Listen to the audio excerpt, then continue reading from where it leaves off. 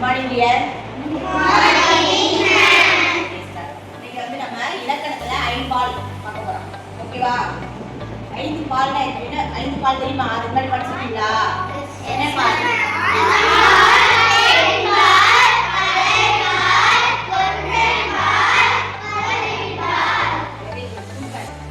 ஆரோக்கிய பால், ஆவின் பால் சொல்லாம கரெக்டா சொல்லுங்க. Very good. கிளாப். பால்னா 5 பால். ஆண் பால், பெண் பால், மலர்பால், கலவின் பால், ஒன்றன் பால். அந்த ஃபர்ஸ்ட் இப்ப திணை. திணை வந்து 2 வகைப்படும். 2 வகைப்படும். உயர்திணை, அக்ரிதிணை.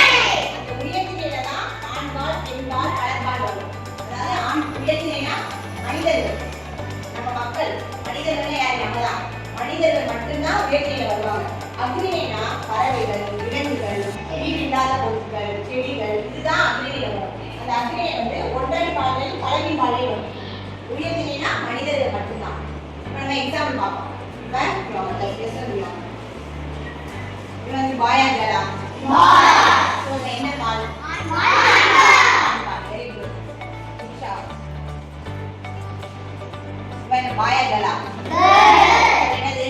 Very good. இப்போ இவங்க 3 பேர் இருக்காங்க. இவங்க என்ன பால்ல வருவாங்க? Very good. இவங்க 3 பேர் எதுல வருவாங்க? நீங்க எல்லாரும் எதுல வருவீங்க?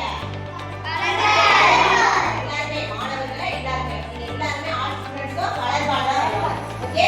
Very good. இப்போ ஒன்றன் பால். ஒன்றன் பால்ல அக்ரிதிணையில தான் வரும். இப்போ மேண்டேயா எத்தனை பால்?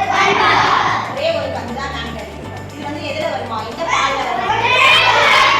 ஒன்றன் பால். ஓகே? இப்போ நிறைய பால்ஸ் மேண்டே இருக்கு. பழவின் பால். நிறைய பால்ஸ் இருந்தா what is this? மேம்ட எத்தனை கேட் இருக்கு? இது என்ன பால்ல வரும்? இது நிறைய கேட்ஸ் இருக்கு. மலர் பால் வந்து மனிதர்கள் மட்டும் நிறைய பேர் தான் வரும். பழவின் பால்னா அக்ரிதிணையில தான் வரும். அதாவது பறவைகள், விலங்குகள் இந்த மாதிரி வரும். இப்போ பென்சில் ஒன்றன் பால். இது நிறைய பென்சில் இருந்தா பழவின் பால்.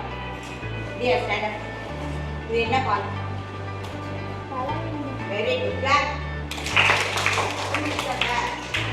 ஒன்றுக்கு மேற்பட்ட ஒரு ஆண் மட்டும்தான் ஆண் பால், ஒரு பெண்ணுனா பெண் பால். ஒன்றுக்கு மேற்பட்ட ஒன்றை தவிர 2, 3, 4 எத்தனை மனிதர்கள் வந்தாலும் அவங்கள யாரு?